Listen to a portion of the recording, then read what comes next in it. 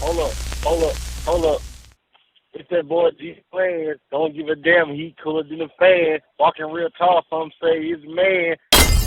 Now, he spoke about he was in jail with Soldier Slim and how Soldier Slim was. All right. And you even spoke about, man, hey, I had to go do a bid in Florida. Yeah. Whatever the case may be. I wanna speak on this too because a lot of people living their life, they go touch it. Oh yeah.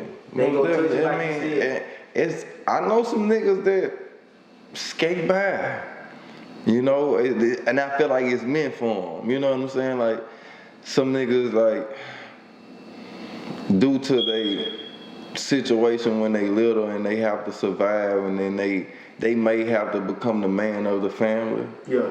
And they taking care of mama, grandma, little sister, cousin. When little sister or cousin graduate, he gonna buy the car. You know what I'm saying? I think God spare those type of people. You know what I'm saying? Like that's their due diligence to be able to outthink the police, outthink the robbers, really succeed. I mean, it's kind of like the NBA. They got 1 million niggas gonna try. How many niggas? I think they say it's only been like 5,500 people ever to touch the NBA. Oh, the NBA been around 50 years. It ain't been nothing but 5,500 niggas, man. Probably about 5,000 niggas and 500 white boys. And they got 10 million niggas trying to make it to that bitch. So think about how they got 10 million niggas trying to trap. Same thing. But the ones who is meant for that shit meant for. So you gonna have your LeBrons of the dope game. Yeah. For sure. You feel me? For sure. Yeah, that's how that's gonna go. I tried it. And then I realized it ain't for me. That shit ain't for me. Yeah. I tried it for real. Like, you know, I got an extensive rap sheet. You know what I'm saying? My shit like a phone book. All right. Yeah. Speaking of that, this was my next question. You talked about doing bids. How many times did you go? Man, I've been in jail about 12 times, maybe 15. I done been in jail cool time. I remember for about 3 years I couldn't miss that bitch. I went to jail about 7 months in a row. Like every time I got out, I was going back to that bitch. I wasn't doing no, you know what I'm saying? But I just kept, you know what I'm saying? But bro, I did probation 3 times. I did like 10 years straight probation.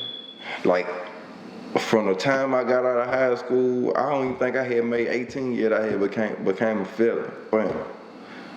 But then they do like an expungement program where you can, if you get through it, they wipe that shit off your record. Yeah. So I did 2 years papers on that, got it expunged. Soon as I got it expunged, I caught another charge, another felony. Bam.